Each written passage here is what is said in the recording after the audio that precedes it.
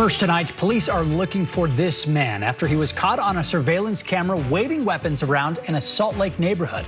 The encounter is certainly unnerving for neighbors in Federal Heights. News specialist Shelby Lofton is there live. Shelby, what happened?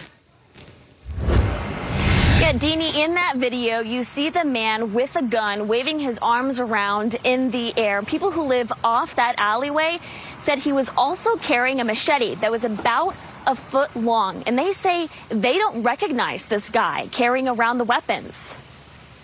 It was erratic. A surprise visitor. It was concerning because he had a handgun. In a pocket of Federal Heights. Was showing a young man in our alleyway, and he was sitting on the steps to our backyard. Caught neighbors off guard. I can't say really that there are more instances. We're just more aware because of our communications being better. People start posting incidents more. This ring video tells the story.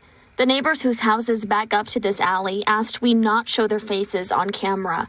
They're concerned about their safety. He got up and started walking around and then pulled a gun and just randomly started pointing it in the air down the alley. It's as though he were practicing to shoot. They said he had another weapon on him, a machete. That was even more concerning because why would you have an edged weapon of that size out in public in this private alleyway? It's more of an attack mechanism that I felt that he was practicing with. No one was harmed, but Salt Lake City police call this alarming. He seemed prepared for battle. That's what he seemed like he was doing. The individual eventually collected his things and walked away. Everyone has watched Salt Lake change quite a bit in the last few years. Neighbors are keeping a closer eye on what's happening outside their doors. People need to be more vigilant in reporting things to the police immediately, also to your fellow neighbors. They also want city leaders to hear them. Something has to be done. I don't know what it is, and I'm sure that they've been talking about it, but something has to be done. It cannot continue.